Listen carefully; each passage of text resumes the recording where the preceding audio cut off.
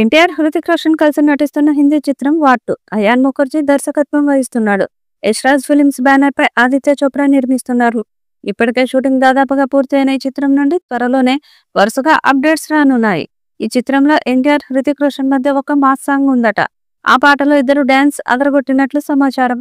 త్వరలోనే ఈ సాంగ్ ని విడుదల చేస్తారని తెలుస్తుంది. ఈ పాట చాట్ బస్టర్ గా నిలుస్తుందని చిత్ర యూనిట్ భావిస్తుంది. వార్కి సీక్వెల్ గా రాబోతున్న ఈ చిత్రం ఆగస్టు 14న ప్రేక్షకుల ముందుకు రానుందని ఇప్పటికే ప్రకటించారు. అయితే రీసెంట్ గా షూట్ లో హృతిక్ రోషన్ మోకాలకి గాయం కావడంతో ఈ సినిమా పోస్ట్ పోన్ అవుతుందనే న్యూస్ సోషల్ మీడియాలో వైరల్ అయింది. దీనిపై యశ్రాజ్ సంస్థ క్లారిటీ ఇచ్చింది. వార్ 2 రిలీజ్ డేట్ లో ఎలాంటి మార్పు లేదని, అనుకున్న టైంకు ఖచ్చితంగా ఆడియన్స్ ముందుకు రాబోతుందని క్లారిటీ ఇచ్చారు. ఈ సందర్భంగా ఓ వీడియోను పోస్ట్ చేశారు.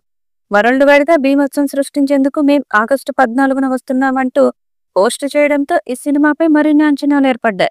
ప్రస్తుతం ఈ సినిమా షూటింగ్ చివరి దశకు చేరుకుంది. కియారా అద్వానీ హీరోయిన్ గా నటిస్తోంది.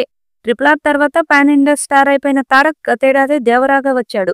ఈ ఏడాది వార్ 2తో రాబోతున్నాడు.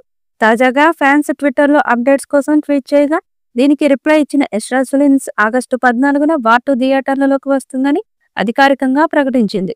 దీంతో ఎన్టీఆర్ ఫ్యాన్స్ ఖుషి అయిపోతున్నారు. తాజాగా ఓ నెటిజన్ స్పై యూనివర్స్ పేరిట ఓ వీడియోను ఎక్స్ లో పంచుకున్నారు.